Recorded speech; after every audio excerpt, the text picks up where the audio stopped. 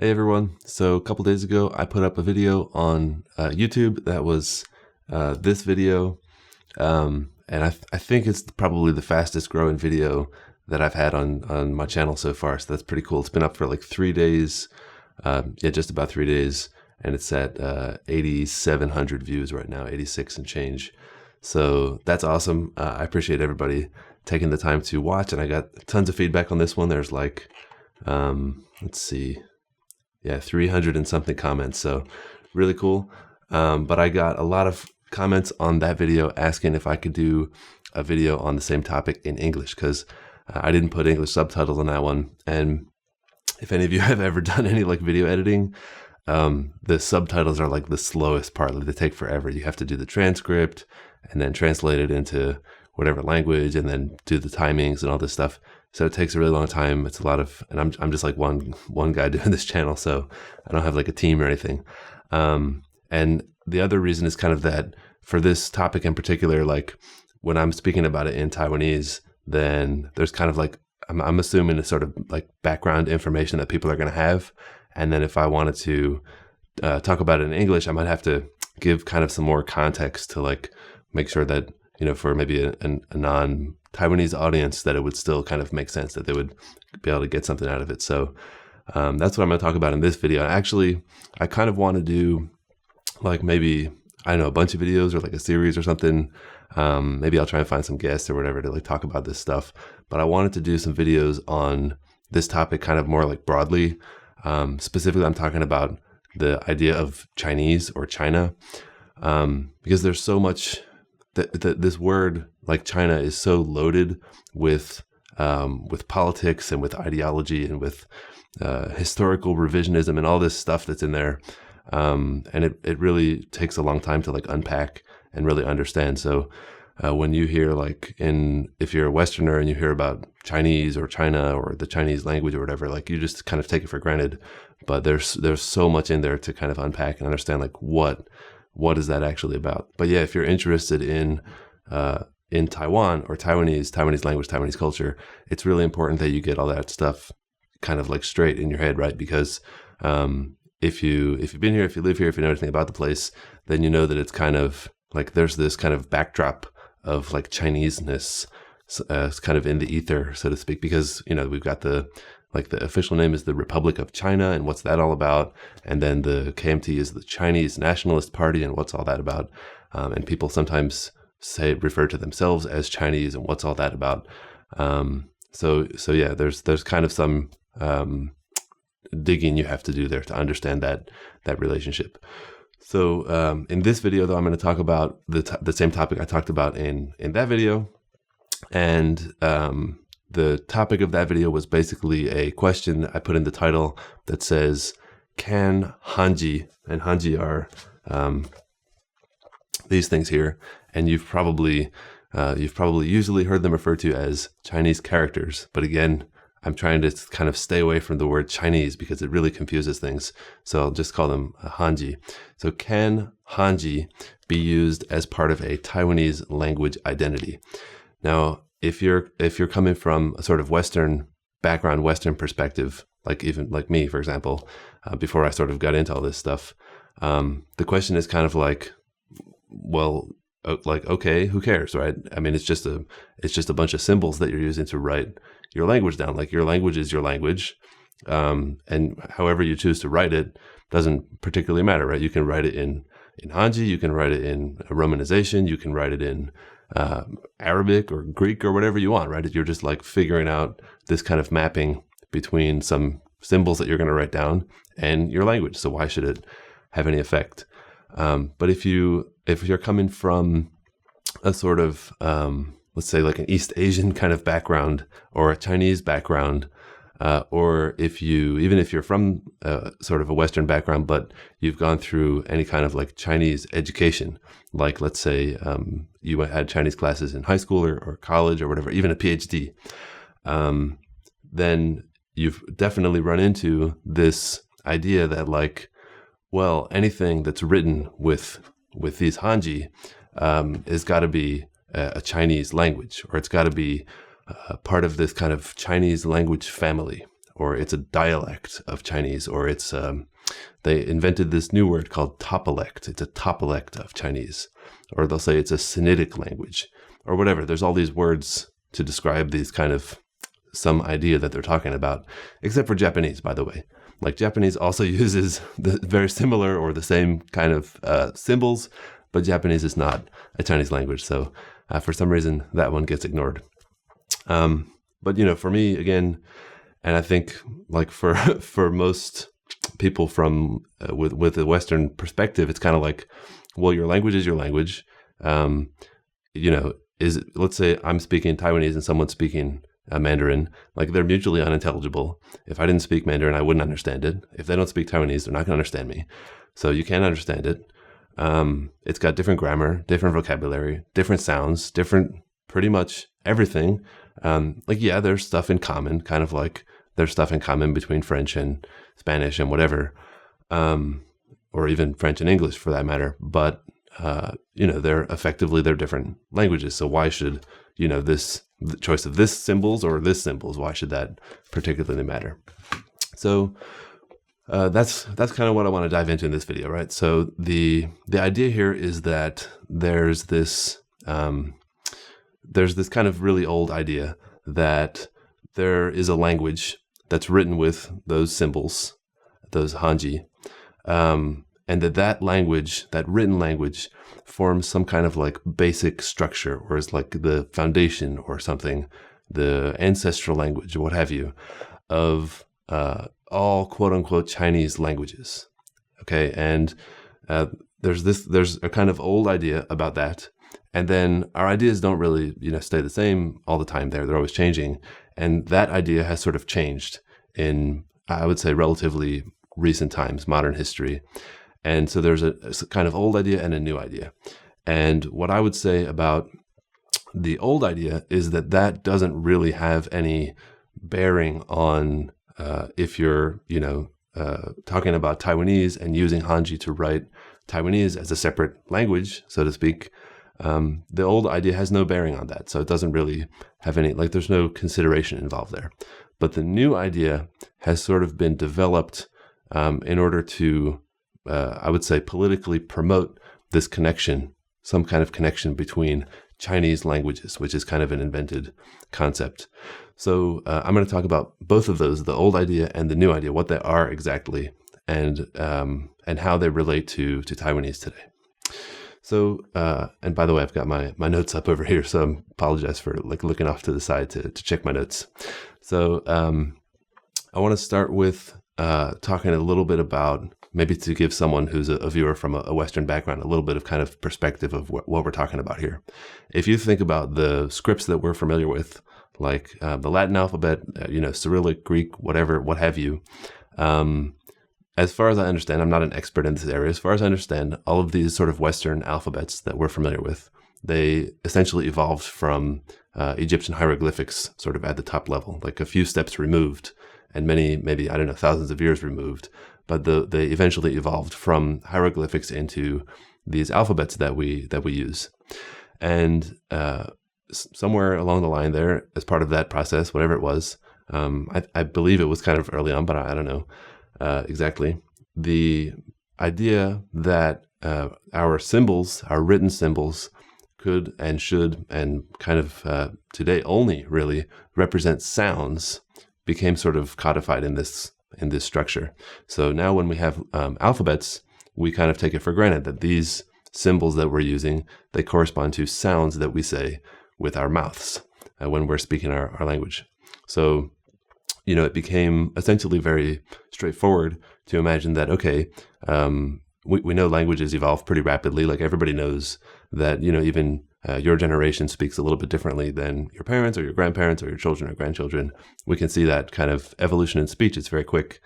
And so it became relatively straightforward to use these sort of sound symbols to write down, or, you know, to take our speech as it is and copy it down into a form of writing, onto a medium. And we can rearrange the symbols. And yes, the symbols have different sort of understood sounds depending on the language, depending on who's writing them. But okay, that's kind of all details that don't really matter. The main point is that we have this idea that there's this correspondence between the symbols and the sounds that we make, and we can write down our sounds. Now, of course, written languages don't necessarily evolve so quickly, right?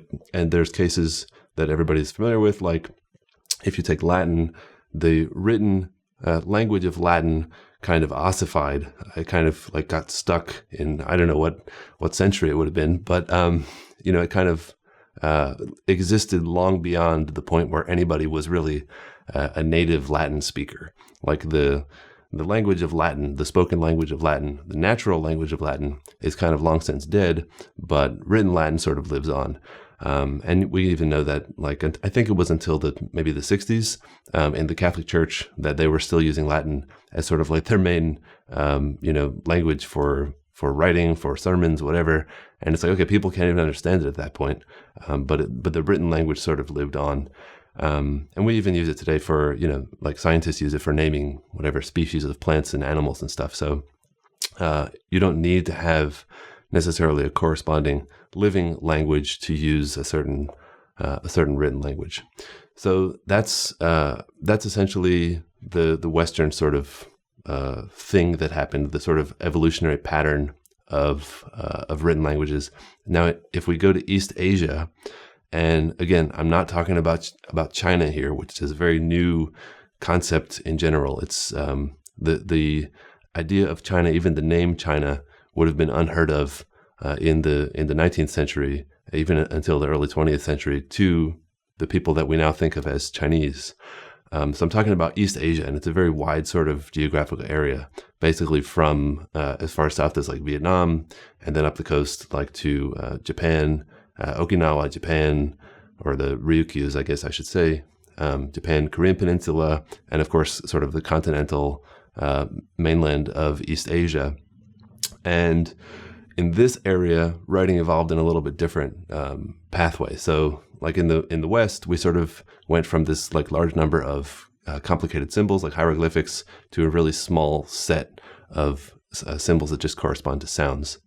In East Asia, they had a similar sort of evolutionary history, and I don't know, again, all the details of it, but it's not really relevant, from a large set of really complicated symbols to another sort of large set of really complicated symbols. So it kind of, they also evolved, and they did in some ways kind of simplify, like the strokes and stuff are easier to standardize across different symbols and whatnot. But anyway, in East Asian languages, what typically happened was that they would keep a large number of these symbols around, like maybe 1,000, maybe 2, 3, even up to like 4,000 or 5,000 symbols for a given language.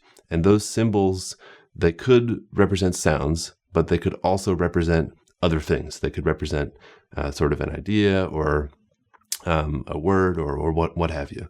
So they were not strictly correlated to sounds.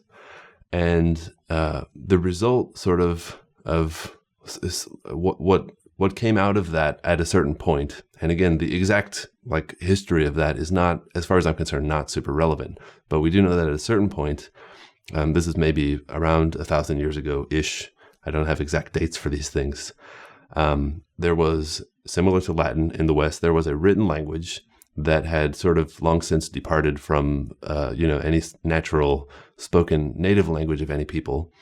There was a written language that used these certain symbols, and that became, again, sort of like Latin, this kind of lingua franca across East Asia. So it was used from the Korean Peninsula, Japan, the mainland, the continental East Asia, Vietnam, all these places. They used this written sort of East Asian lingua franca, and it was used really at the highest levels in all of these places. So it was used in government, in official works, in anything cultural, anything of any significance, theology, scholarship, all that stuff, and even for personal affairs or communications that were of any kind of importance. You would use this language. It was really the lingua franca of the time, even though it wasn't really spoken by anybody. So this language that I'm talking about here, I'm calling it this East Asian written lingua franca. It's a little bit of a mouthful, and the typical word that you'll hear used to describe this language or to name this language, unfortunately, in most English-speaking places, is going to be called Classical Chinese. And I say unfortunately because it's a very misleading name on multiple levels. And I don't want to go into like all of what's wrong with that. But I do want to talk about what it's called in its own language. So if we look at the places that used this East Asian written lingua franca and what did they actually call that language, the names are actually quite interesting. So usually they would just call it something like old writing or even just writing. Just the word writing by itself would be the name for this written language. And the reason for that is that in most places, most of the time in this area, there wasn't really an other alternative for writing. If there was, it would have been, very limited, not sort of mainstream, certainly not, widely used and understood, because this system of writing with these particular symbols, this language, was really the considered to be, the high class writing that, anyone who is literate uses. And if we actually look at the symbol that means writing in this language that's called writing, I'll pull it up on the screen here. It's this symbol here. And what's really interesting about this symbol, which again is the name for this language in this language, is that this symbol forms the basis of a word, which when we translate it into modern English, we generally translate it as culture. And that is this word here.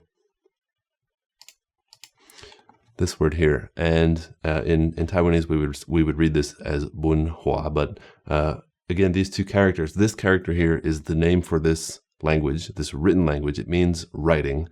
And then this character here in English is usually translated as ization. So like the process of becoming something, or in this case, the process of becoming writing, or even becoming literate. So again, this word is translated as culture in English. So we can see that there's really this tight coupling between the idea of writing this specific language and culture in any case, right? Any kind of culture. Like there's only, the name of this language is used to make the word culture, right? In that language. So this written language itself is somehow the culture in this concept. So there's this really strong sort of connection between this language and what we think of as a culture, but what they may have thought of as the only sort of culture. So in Taiwanese now today, typically, let me pull this off the screen. So in Taiwanese today, this language, we refer to it as Hanbun. And in Mandarin, this is the written language here. We refer to it in Taiwanese as Hanbun. In Mandarin, you might hear it as Hanwun, but typically it's now called Wun-yin-wun, which is another sort of one of these historical revisionist terms that I don't want to get into right now for this video. In Japanese, it might be called Kanbun, and they're all pretty similar. And what's interesting about these names is that they're all also a little bit ambiguous. So if you say Hanbun, it's not super clear if you're talking about the language or the culture that's associated with the language. So they can be used in kind of like politically convenient ways, or this term can be used in kind of politically convenient ways when it suits, the whatever party is in power or anything like that. So, and again, we call it Hanbun, and the Han in that word, Hanbun, if you go to any standard Mandarin textbook or even Wikipedia or whatever, and I'm sure there's PhDs written on this topic, they will tell you that the Han in Hanbun is a reference to the Han dynasty. It should really be called the Han Kingdom. But they later, again, did some revisionism and figured out that, hey, if we call it a dynasty, then we get this sort of continuity between dynasties, whereas kingdoms somehow feel more separate. So they'll tell you that it's related to the Han dynasty or Han kingdom, and that this style of writing, this language, evolved from ancient times, from 5,000 years ago until the Han kingdom. And that's basically the summary abstract of the paper, or on the back, like, did you know, on the back of a cereal box.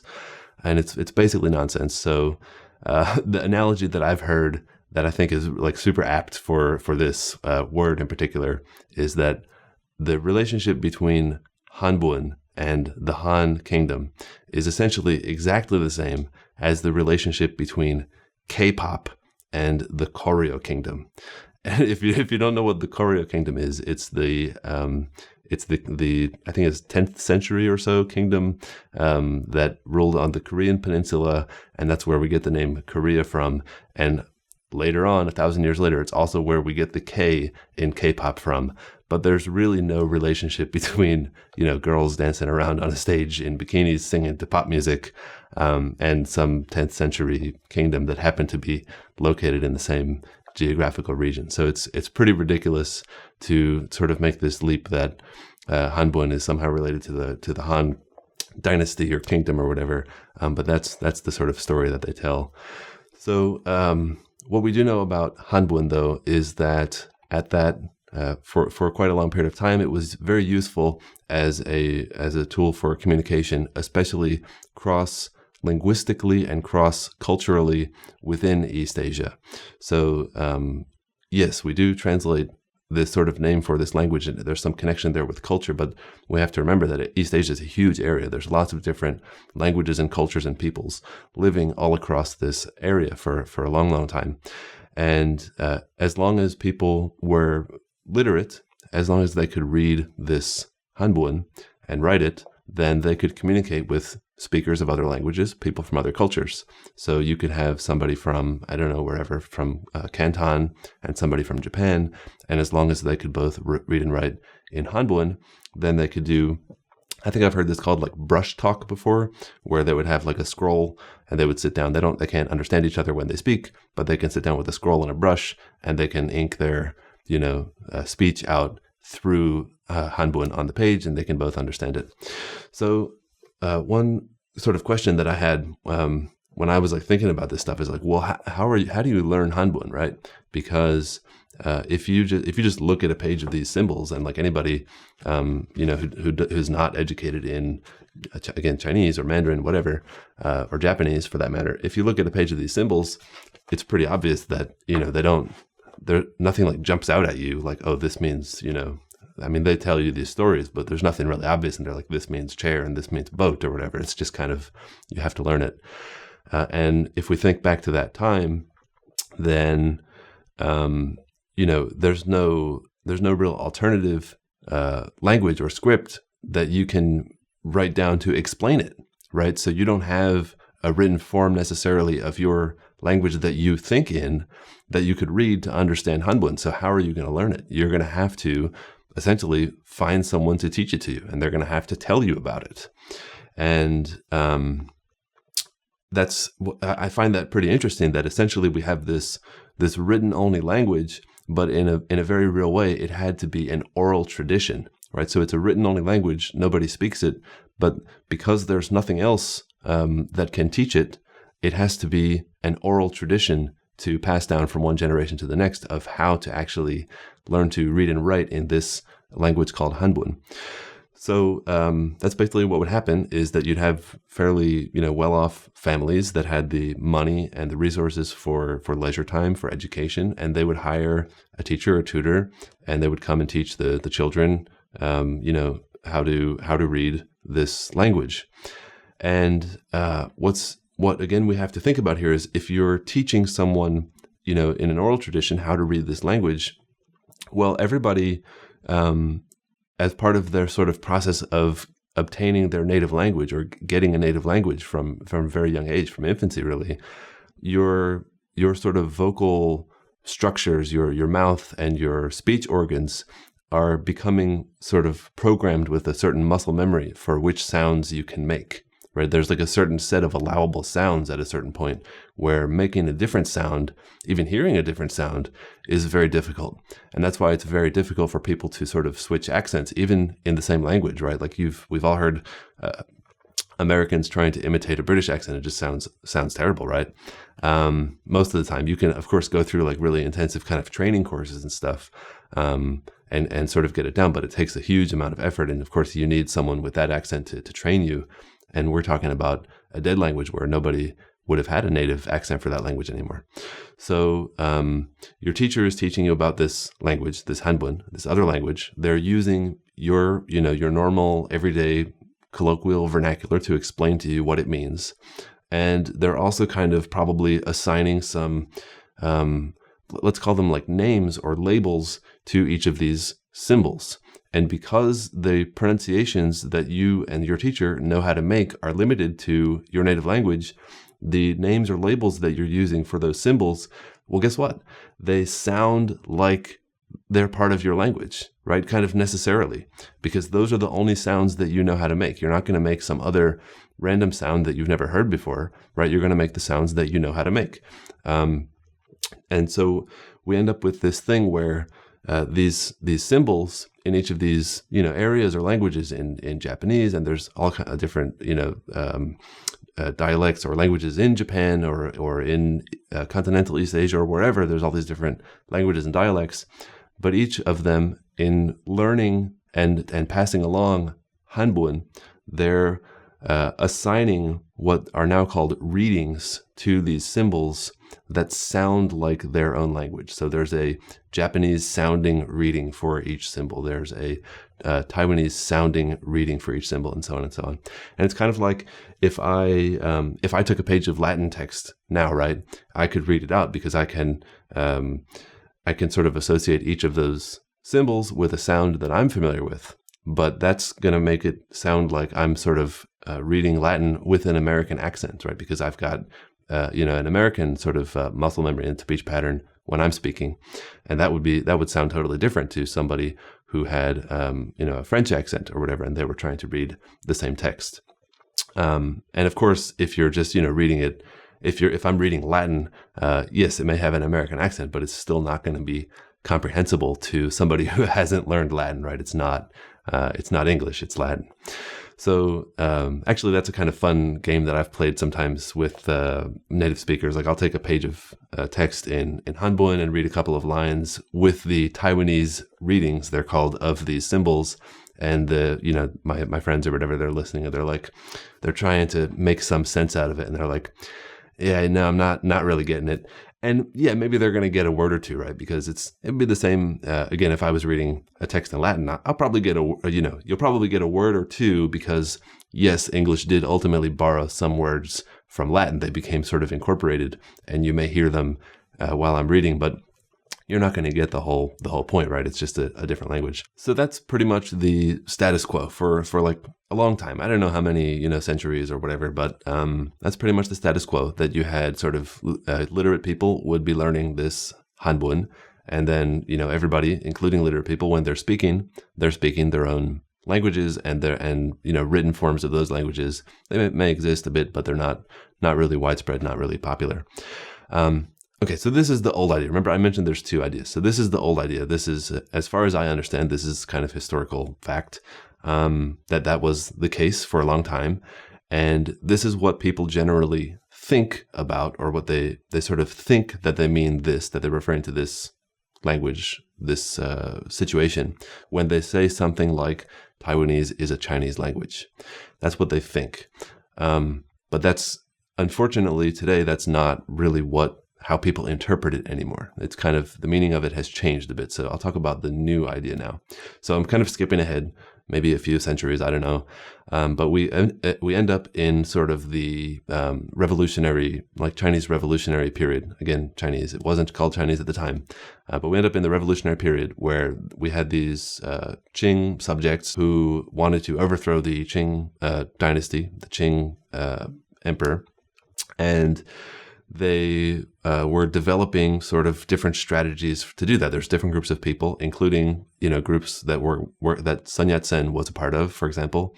They were developing strategies for how to overthrow the Qing emperor and the Qing dynasty. And the strategy that sort of ultimately worked, there were a bunch of attempts leading up to this, but the one that sort of ultimately worked was through Sun Yat-sen's group.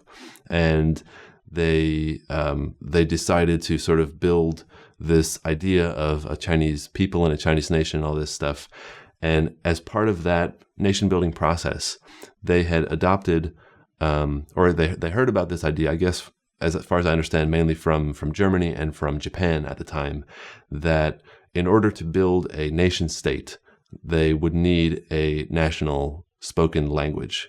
And the reality, of course, at the time was that there was no spoken lingua franca in the area that they wanted to claim as China. There were lots of different languages. There were maybe, I think, about half a dozen major sort of languages or language groups.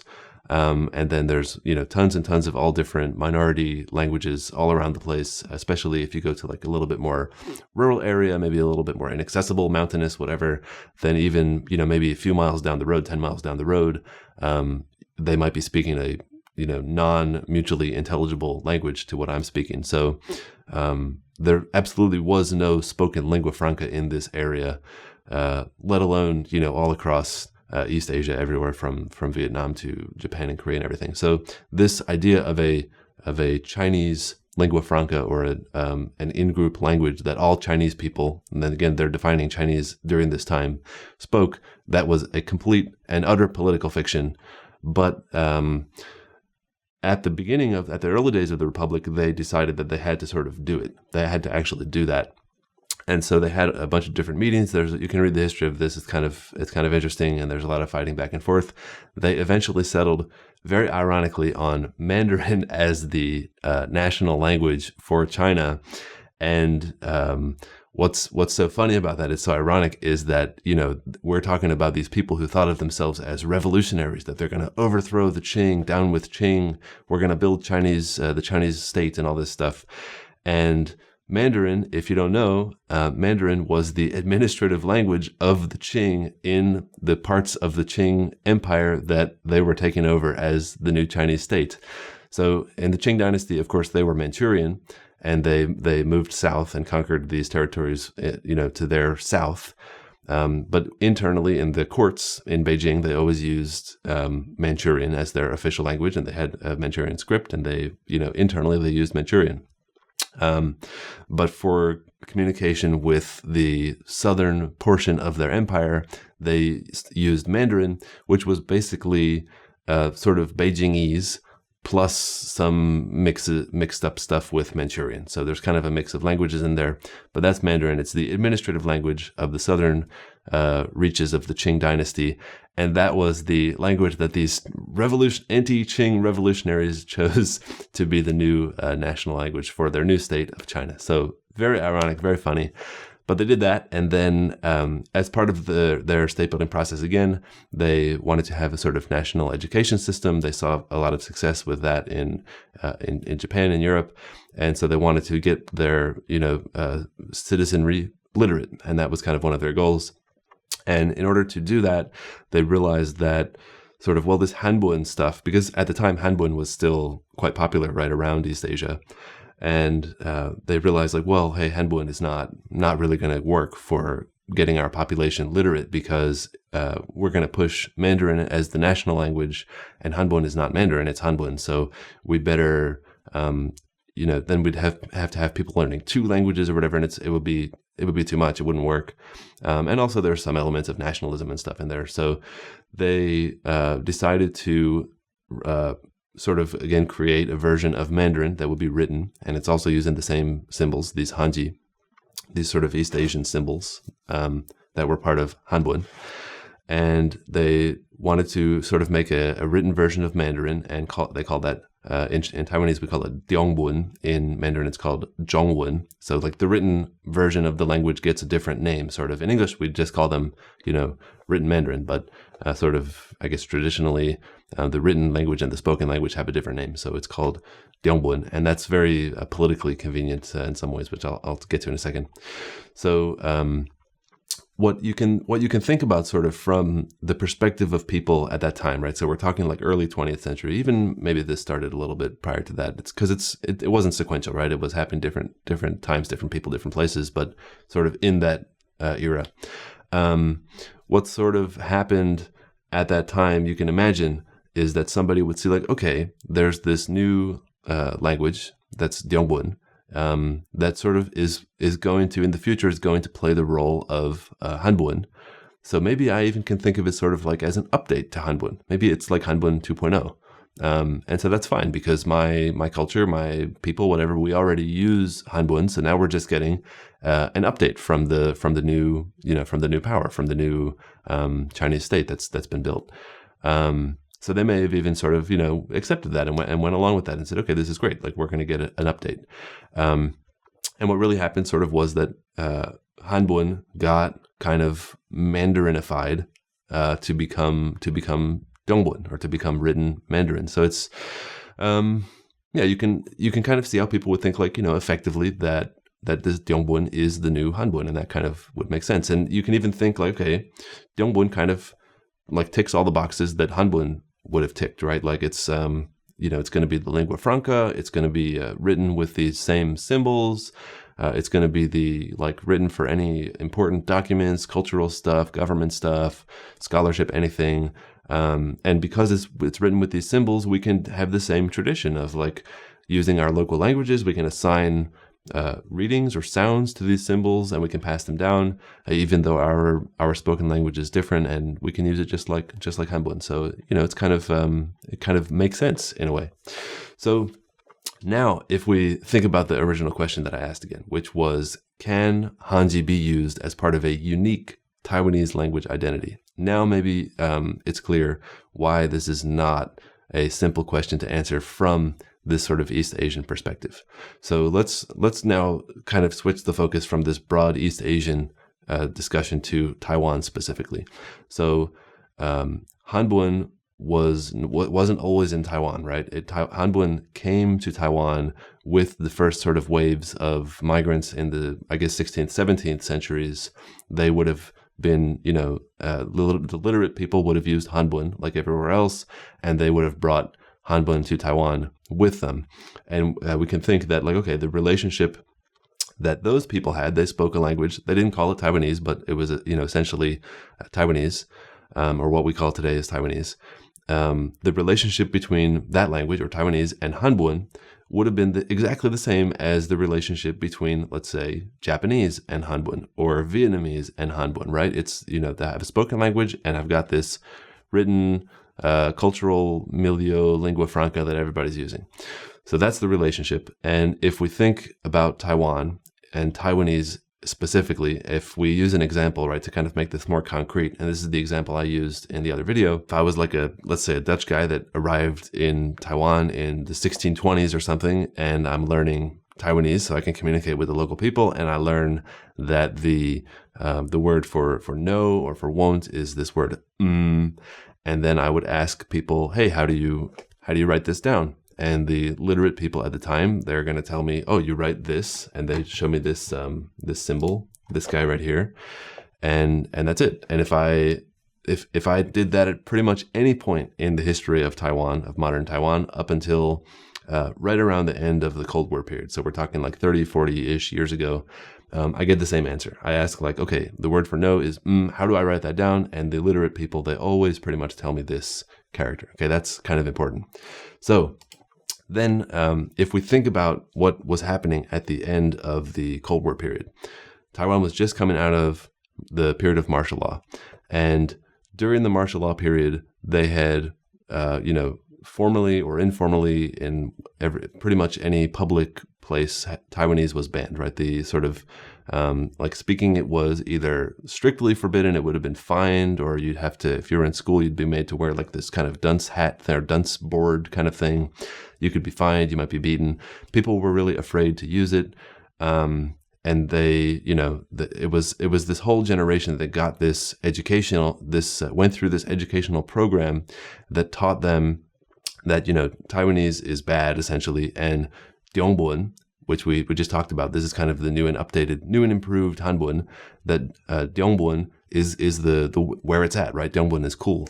So they went through this system, and they got this Diongbun, this Mandarin education, and then right around the end of the Cold War is when that sort of ban on Taiwanese ended. So then people were free to sort of start using it again and figuring out how to write it.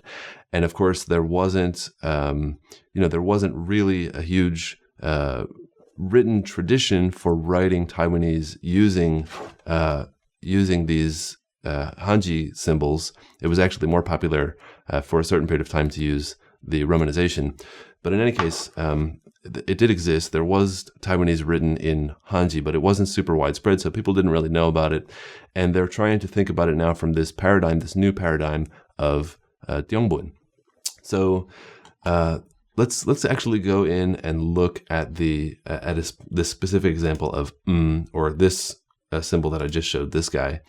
And we're going to look at the Republic of China, their Ministry of Education website, which I have right here. So let me pull that up. So this is their website. And on this website, they've listed the symbols, the Hanji symbols, that they recommend. These are not official by any means. They're recommended by the essentially Chinese Ministry of Education that for how to write Taiwanese using Hanji. And if we go through this list, we can find it's down in there somewhere, but I've already got it open, so I'll just open it up. So here we're talking about which again means no or won't. And they're recommending this symbol. Well, that's not the symbol that we just saw that they used for, essentially 400 whatever years. We saw this one. We didn't see this one.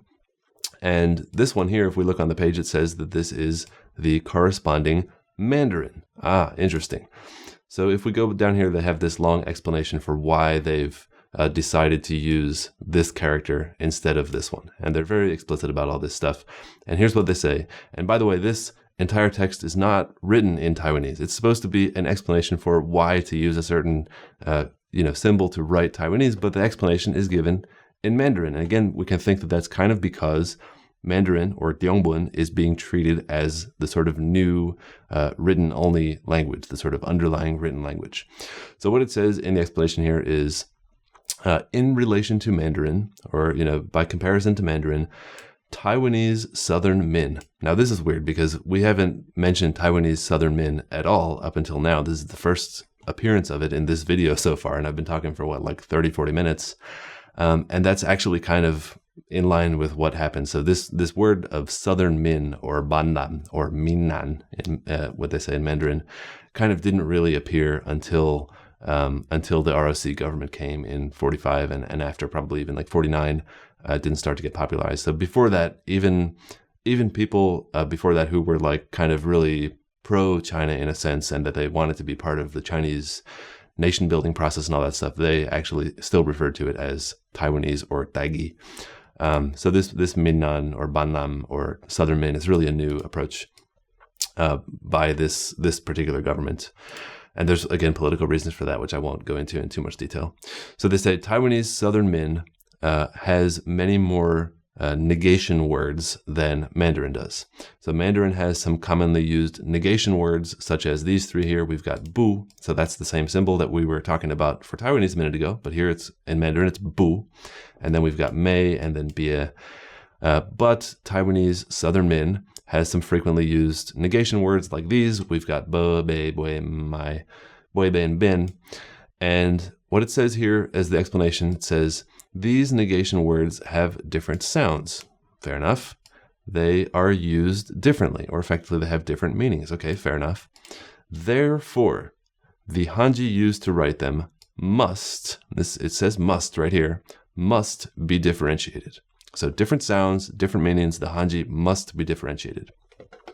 Then it says, of these, the Hanji for has always been very disputed. So we know that's not the case because they used this symbol for almost the entire history of Taiwan up until the sort of end of the Cold War period. So it was disputed after that, for sure, but it wasn't disputed before that. So it's definitely not always been in dispute. So we recommend using this character because this character, and here's the sort of ultimate reason they give, because this character has an inherent meaning of negation. And that's what this sentence says here. It has an inherent meaning. There's some, I don't know about you, but if I look at this symbol here on the page, let me zoom in so you can get a better view of it. Like, to me, I'm looking at this symbol, it doesn't look like it means negation to me. I don't see anything inherent about this symbol being negative. It just looks like a box with a couple lines in it and a little, tail kind of hanging off the side. So there's nothing inherent about it being negation or that it means negation. But oddly enough, or maybe it should be expected at this point, this symbol in Mandarin that does mean negation.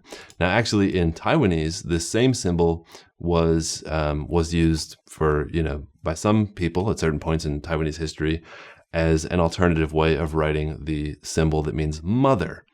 So this symbol and the symbol for mother look pretty similar. If you're familiar with that one, it's basically the same, but instead of this line in the middle, it's got two dots in the middle. So it looks pretty similar.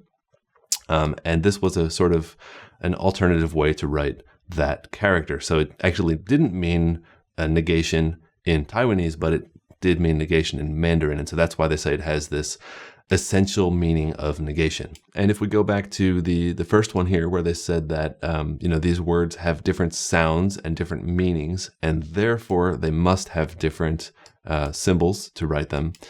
Well, again, this is kind of coming from Mandarin. It's not really coming from Taiwanese, and I'll show you what I mean. These are words, if you read Mandarin, you're probably going to laugh because these words, well, guess what? All 6 of them, they use this symbol, the exact same symbol, but all 6 of them have completely different meanings, and this symbol is pronounced differently in all 6 of these words. It has 6 different pronunciations. Maybe it even has more, I kind of forget, but at least 6 different pronunciations, 6 different meanings, but they all use the same symbol. So my interpretation of what they mean here is basically that if the Mandarin uses different sounds and different symbols for different meanings, then the Taiwanese has to use different symbols for different sounds with different meanings. But if Mandarin doesn't, then it's fine, right? And actually, I'm thinking when I'm reading this, like, well, why is Mandarin the one setting the rules here? Because if we go back to this example, actually in Taiwanese, this one would be written the same, but this one would be written with a different symbol here. Traditionally, it would be written with a different symbol here, similar but different. That's this one, this guy. But, why can't I say that, well, in Taiwanese, it has a different symbol, so therefore in Mandarin, it needs a different symbol. But of course, it doesn't work that way, right? Mandarin is the standard that we're basing everything off of now, because we're treating Mandarin as this new Hanbun, as the sort of cultural underlying paradigm for how we operate and how we think. So that means that, we have to follow the Mandarin rules, even if we're talking about Taiwanese. And to me, that's really the kind of, the elephant in the room is like, I want to learn Taiwanese, right? I don't particularly care about Mandarin. Like, the rules for Mandarin can apply to Mandarin. That's totally fine. I'm happy with that. The rules for Hanbun even can apply to Hanbun. I'm happy with that. But why should any of those rules apply to Taiwanese, right? Taiwanese is, as far as I'm concerned, again, its own language. It doesn't need to, be based on Mandarin or be based on Hanbun or anything else. It's its own thing.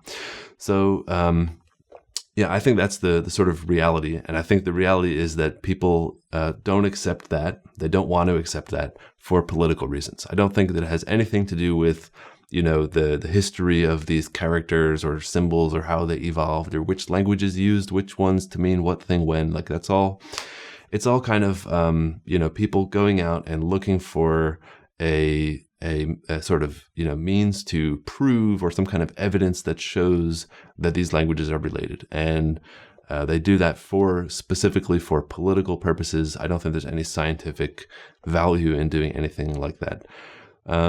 So yeah, if you have been taught this way of thinking about Mandarin being the sort of underlying thing, and that Taiwanese is sort of, a kind of Mandarin or a kind of Chinese or whatever, then yeah, if you've gone through this educational system, you might like accept that. And if you're, if you're getting a Chinese education in the West, if you're going to Chinese, high school or college or whatever, you're doing some Chinese classes, you'll get even Western academics, PhDs or doctors, whatever, who are doing papers about 5,000 years of classical Chinese history. And of course, then that comes back into this Chinese environment, and they use that as a validation. Like, look, even these European and American and Japanese scholars are working in the same paradigm, so it must be correct, right? And that, for me, when I think about this is kind of what I think about, like, my friend Ahua, that we do the Yingdai Express series, and he's sort of a lot more like pessimistic in a sense about the sort of future of Taiwanese than I am.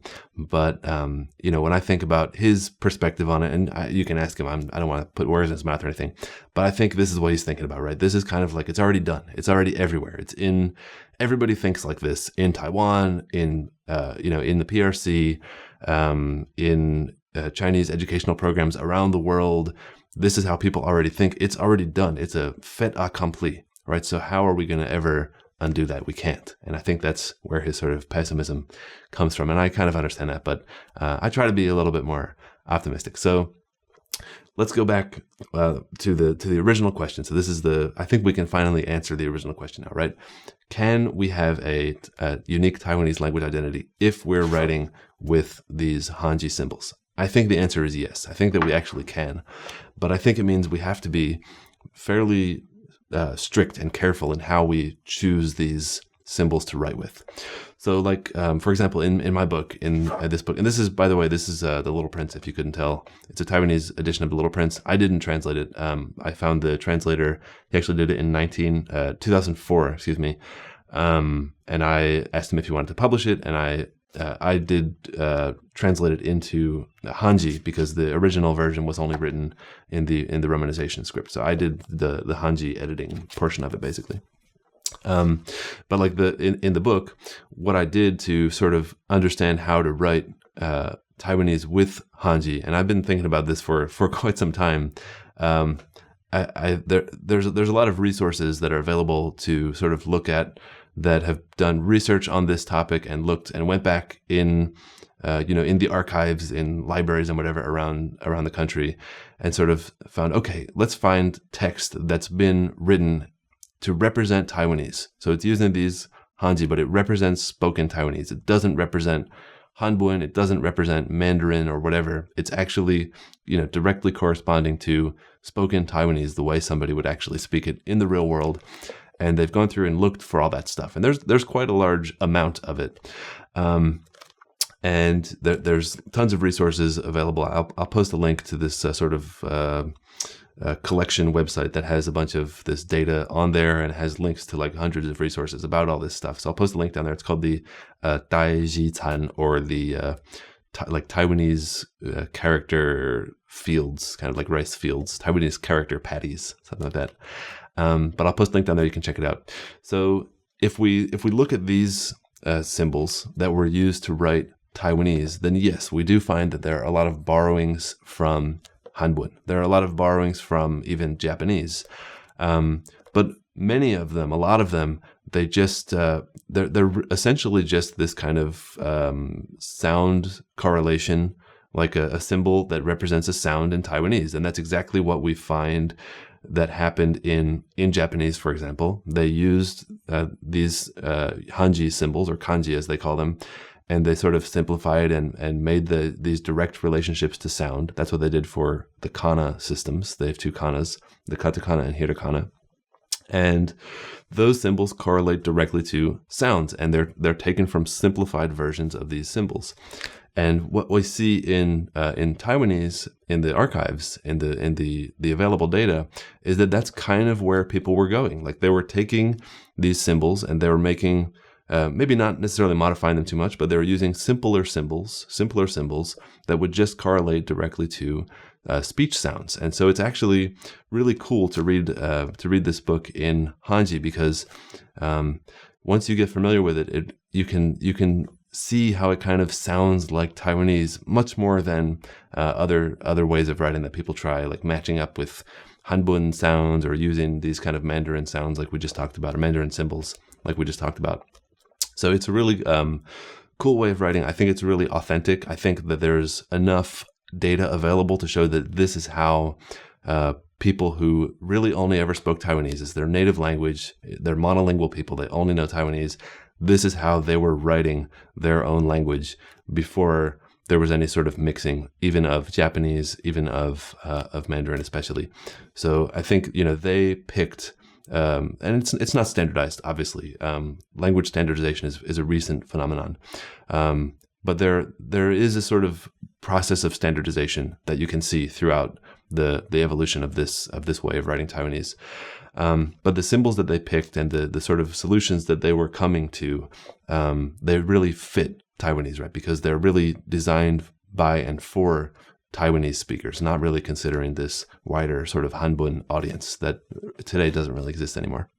So, actually, if you just look at a page of text, like in this book or in any of those writings that were written in Taiwanese, and they're mostly kind of, I would say more like, let's say, informal stuff. Like you'll find a lot of stage plays or like song lyric book kinds of things that were meant to be spoken. But if you look at a page of those or a page from this book, it looks, if you're familiar with East Asian writing, so Mandarin or whatever, Cantonese, Japanese, anything, it looks in some ways immediately like recognizable that it's not any of those. It's clearly not Mandarin. It's clearly not Cantonese. Clearly not Japanese. But it's clearly not Hanbun. But it's not clear if you haven't learned it to which language exactly it is. But it's very recognizable once you're familiar with it. And again, I think it's got this really solid historical foundation. It's very local. It's from a Taiwanese sort of perspective. So I do think we can use a Hanji to write Taiwanese, and we can keep that unique sort of Taiwanese language identity as long as we're a little bit sort of careful in how we think about them and how we choose them and how we use them and that kind of stuff. So the result of all of this sort of now, if we come back to the present, is that there's kind of a split in society right now where kind of half the people are thinking like, okay, well, we're using Hanji, and so we're doing that because we are Chinese and we're sort of destined to be Chinese. And, they obviously ignore Japan always because Japan uses the same symbols and they don't have to be Chinese. So that's one side. And the other side, they kind of think, well, we don't like China. We're anti-China. So therefore, in order to get rid of China, in order to de-Sinicize Taiwan, we have to get rid of Hanji. So I think ultimately both of these are kind of wrong in a sense that the first one is obviously wrong, but the second one is a little bit more like subtly wrong maybe. And I sympathize with the sentiment of, let's just de-Sinicize by getting rid of Hanji. But ultimately I think it may even kind of be, I don't want to say counterproductive because it sounds like, it could be a good idea. Like, why not? Let's give it a try. But in a sense, I think we could sort of use Hanji for writing Taiwanese sort of specifically to promote this unique Taiwanese identity, right? Like the synthesization process, this underlying Chinese stuff in Taiwan is not unique to these symbols. It's not bound up in these symbols. It's like deeper than that in a sense. And getting rid of these for writing down Taiwanese, which is already not, a huge, it's not super popular, right? Some people know it, but it's not widespread, I would say, anymore, at least. And, you're not going to end synthesization by getting rid of these symbols. I don't see that particularly happening. I also don't think you need to, right? I think, like I said, you can do it and maintain your unique identity. The reality is that this idea of Chineseness was invented more or less, long after, like hundreds or even thousands of years after these symbols had been in widespread use to write down all kinds of different languages, right? Yes, they mainly were used probably for, let's say, Hanbun, but at a certain point. But they were also used to write, people's own local languages or anything. Maybe not as widespread, fair enough. But, they were used for all these different languages for a long time. So really, to me, I think that what we should be doing is trying to, teach people and show people that there's a different way to think about these symbols, that these symbols, in fact, are not Chinese. I think that's the key takeaway here. These are not Chinese. So getting rid of these is not going to get rid of Chinese because these are not Chinese, right? These have essentially nothing to do with Chinese. Like, yes, Mandarin uses these symbols for its written language. That's true. But that does not make these symbols Chinese. Chinese was invented long after these symbols were in use. So, I've heard, I'm in software, and I've heard there's a common sort of, I forget who said it, some famous programmer, he wrote in a book, I think it's about object-oriented programming and how crap object-oriented programming is. And the saying goes like, you wanted a banana, and what you got was the gorilla attached to the banana and the entire jungle. And that's kind of how I feel like, about these characters. Like, I just want the character, right? I don't need to take the entirety of Chinese history, whatever Chinese history means. I don't need to take that with the character. I just want the characters. I just want to write my language down in it. I don't care about all this other stuff, the gorilla and the jungle that's attached to it, right? I don't need to do that. So let's do that. And just to wrap up here, because I've been talking for way too long, I'll just throw up on the screen. If you're familiar with the Hanji, the written form of Taiwanese Southern Min that uses Hanji as recommended by the Chinese Ministry of Education, Republic of China Ministry of Education, excuse me, and you're not familiar with these Taiwanese Hanji, I'll just throw up a few for comparison here so you can kind of see what they look like. So this is just like 10 sort of common ones that come up all the time. And so here you can see for comparison. And of course, if you want to see, more, if you want to know how to use them, one good method might be to buy my book, because you can go through the book. I've got in the middle here, there is a, what do you call this? A glossary, I guess, that sort of shows you all the characters and the readings for all the characters that I've used. And I've done a lot of research in this book to make sure that those are, historically well-founded. And of course, you can also go direct to the resources yourself and do some research yourself. And I'll put the link to that sort of big master website that I use in the description, so you can feel free to check that out. So that is about it for this topic. Let me know what you think. I know I talked for a while, but hopefully people found it interesting. Let me know what you think, what you'd like to hear more about, because I mentioned sort of a lot of different like threads that I didn't want to talk about in this video. So we could go into some more detail on some of those, or maybe into some more detail on like specific Hanji if people are interested in that. Let me know what you guys think, and I will see you in the next video. Don't forget to drop some comments, like, subscribe, share, do all that good stuff. Let people know about it. And I will see you in the next one. Thanks.